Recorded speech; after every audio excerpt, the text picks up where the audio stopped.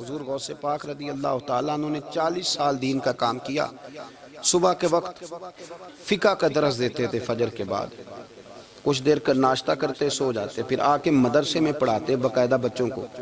غوث پاک رضی اللہ تعالیٰ عنہ کی سیرت پر آپ ساری کتابیں پڑھ لیں، ساری کتابیں لو، میں نے بھی بڑا ہی دعویٰ کر دیا، یعنی ساری کتابیں جتنی اب تک چھپی ہوئی ہیں ساری پڑھ لو، کہیں نہیں ملے گا کہ ہم غوث پاک کے آستانے پہ گئے. غوث پاک کسی بندے نے یہ نہیں کہا ہم غوث پاک کے آستانے پہ گئے، غوث پاک کے دربار پہ گئے. سب نے یہی لکھا ہے کہ ہم حضور غوث پاک کے مدرسے میں گئے. ہمارے نا مدرسوں میں سبق تقسیم ہوتے ہیں، سال جب شروع ہوتا ہے نا تو سبق تقسیم ہوتے ہیں. ہمارے مدرسے میں بھی تقسیم کرتے ہیں ہمارے مولانا. آپ حدیث پاک پڑھائیں گے، فلانا استاد منطق پڑھائے گا، فلانا فلسفہ پڑھائے گا، فلانا یہ سبق تقسیم ہوتا ہے، فلانا قرآن، فلانا حدیث، فلانا فقہ. تو غوث اعظم کے مدرسے کے جو ناظم تعلیمات تھے وہ کہنے لگے حضور سبق بانٹنا ہے تو آپ کو کون کون سے سبق دے دیں، کون کون سا پیریڈ پڑھائیں گے؟ تو آپ فرمانے لگے نہیں پیریڈ رہنے دو. حضور پھر فرمایا اس طرح کرو، لائق بچے تم رکھ لو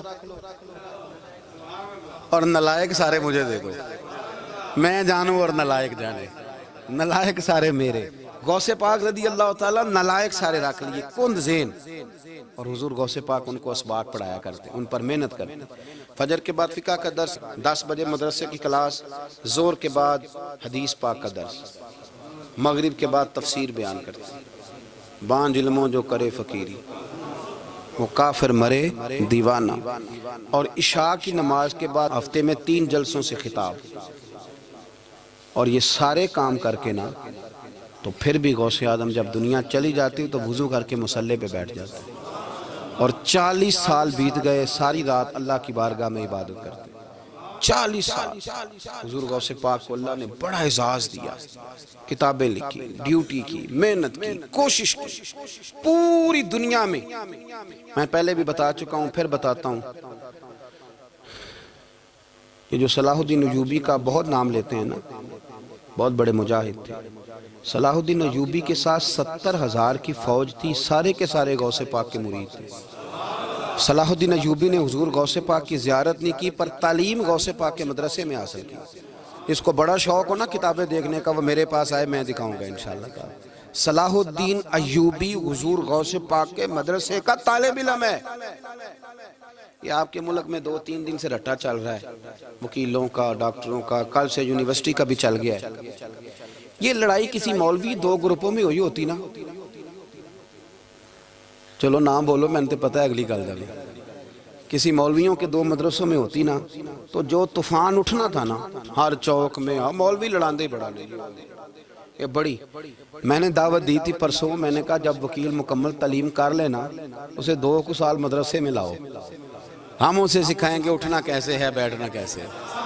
ان کو لاؤ، اس لیے کہ ہم اپنی بات نہیں بتائیں گے، ہم بتائیں گے محمد عربی کی باتیں صلی اللہ علیہ.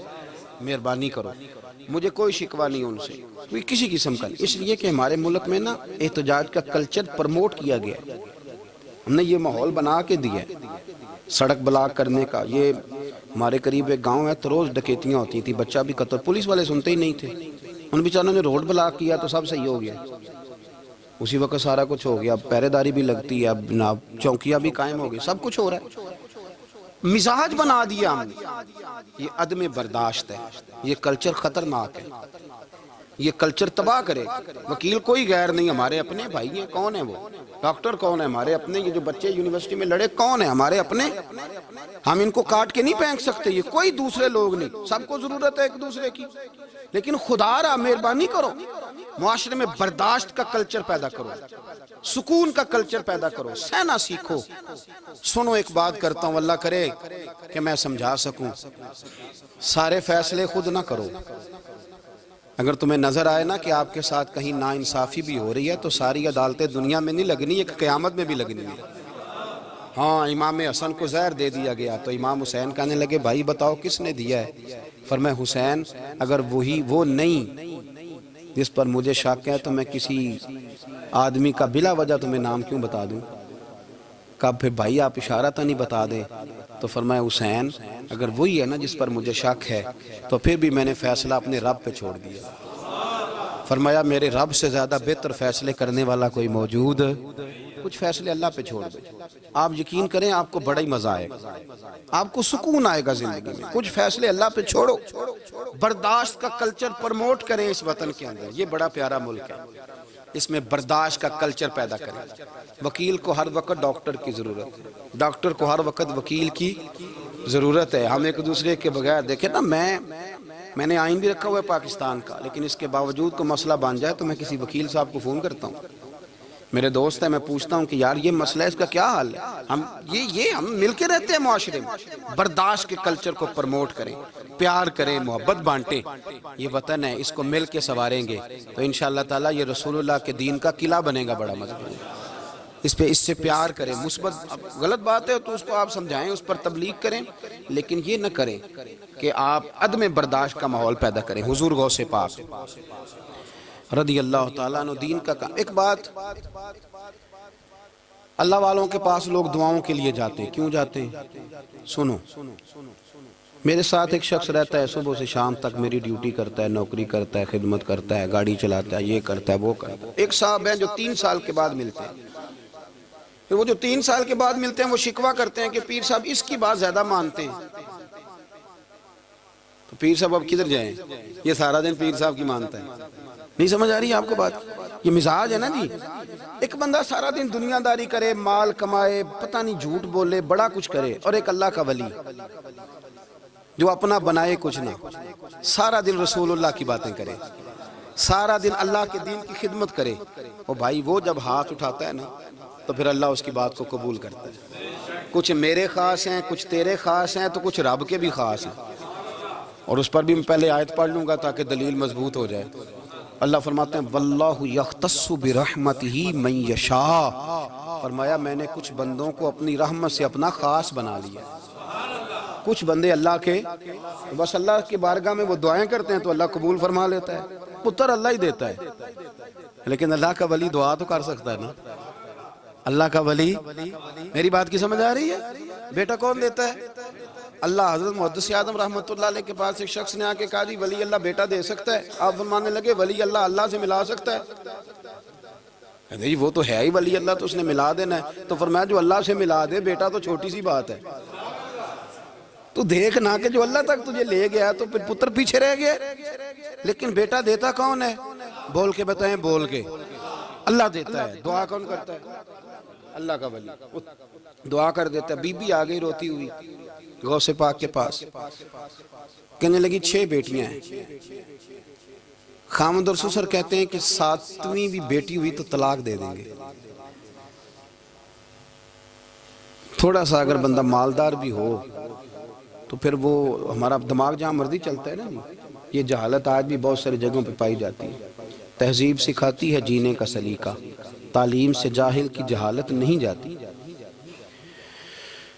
تو رو پڑی. حضور غوث پاک رضی اللہ تعالیٰ عنہ نے بلایا اس کے شوہر کو بھی اور سسر کو بھی. فرمایا یہ دیکھ, یہ تو اللہ کے کام ہے, جس کو چاہے بیٹیاں دے, جس کو چاہے بیٹے دے.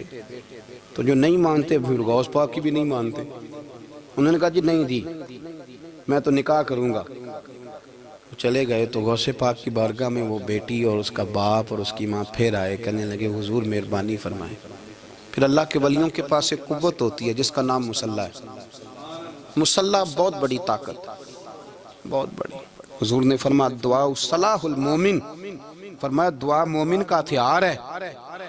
یہ مومن جب ہاتھ اٹھاتا ہے تو پھر عرش کا مالک دروازے کھول دیتا ہے کرم کے.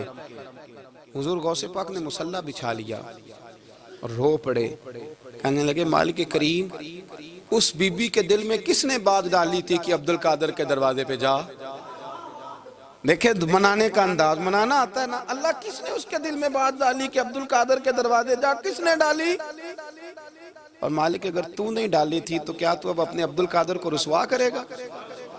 اگر تو نہیں بھیجا ہے کہ ادھر جا تو اب تو رسوا کرے گا؟ حضور غوث پاک رضی اللہ تعالیٰ نے دعا مانگ کے چہرے پہ ہاتھ پھیرے, بچی کے سر پہ ہاتھ رکھا, فرمانے لگے پتر جا, مجھے امید ہے اللہ نے 6 بیٹیاں دی ہیں تو 7 بیٹے بھی عطا فرمائے گا. تو بی بی کہتی ہے پھر رب نے فضل فرمایا اور 7 ہی بیٹے عطا فرمائے. پھر 7 ہی بیٹے رب کریم نے دیے. تو جو اللہ کی مان تھا پھر اللہ بھی اس کی. تو اس میں اختلاف کی کیا بات ہے؟ یہ سادی سی بات ہے. ایک بغداد کا سوداگر تھا, بڑا مالدار تھا۔ ایک دن اس نے بغداد کے سارے علماء اور مشائخ کی دعوت پکائی تو غوث پاک کے پاس بھی آیا، کہنے لگا حضور شام کا کھانا ہے۔ آپ نے اس کا چہرہ دیکھا تو وہ رو پڑا، کہنے لگا بغداد کے پیر انکار نہ کرنا۔ آپ نے فرمایا تو جا میں آؤں گا۔ شاگرد مرید کہنے لگے حضرت جی آپ بڑی مشغولیت تھی شام کو، فرمایا اتنا بڑا آدمی جب رو پڑتا ہے تو لگتا ہے بڑا مجبور ہے، چلیں گے۔ شام کو جب اس کے دروازے پہ گئے تو کھانا بھی اس نے چنا تو ساتھ اس نے ایک ٹوکرا ایک صندوق بھی لا کے رکھا، اوپر سے خالی۔ جب غوث پاک نے اٹھ کے دیکھا تو اندر اس سوداگر کا بیٹا، اس تاجر کا بیٹا، دونوں ٹانگوں سے معذور، دونوں ہاتھوں سے معذور، ایک ہی بیٹا اپاہج ہے۔ وہ تاجر رو پڑا، کہنے لگا حضور بڑی دنیا جانتی ہے، بڑا مال ہے، پر جب تنہا بیٹھتا ہوں تو کھول کے روتا ہوں۔ وہ بے نیاز ہے نا، ساری زندگی کے بعد ایک بیٹا دیا تو وہ بھی اپاہج ہے۔ حضور بال سفید ہو گئے، لوگوں کی اولاد بڑھاپے کا سہارا بنتی ہے، میں بوڑھے وقت میں اس کو اٹھا کے پیشاب پخانے کے لیے لے کے جاتا ہوں۔ بغداد کے عبد القادر سنا ہے جب تو دعا مانگتا ہے تو رب قبول فرما لیتا ہے، تو مہربانی فرما اگر میرا پتر ٹھیک ہو جائے، میرا زور کوئی نہیں مالک، بے نیاز ہی بڑا ہے، اگر مہربانی ہو جائے۔ تو غوث پاک نے پھر مصلی بچھایا، مصلی بچھا کے کہنے لگے مالک تو اپنے بندوں کے دل میری طرف کیوں موڑتا ہے، اور اگر موڑتا ہے تو پھر رحمت کی نظر فرما، بندہ نوازی فرما۔ ایک باپ اتنے رو رو کے آنسو بہا رہا ہے تو کرم نوازی فرما۔ حضور غوث پاک نے ابھی چہرے پر ہاتھ نہیں پھیرے کہ بچہ اللہ اکبر کہتا ہوا صندوق سے باہر نکل آیا۔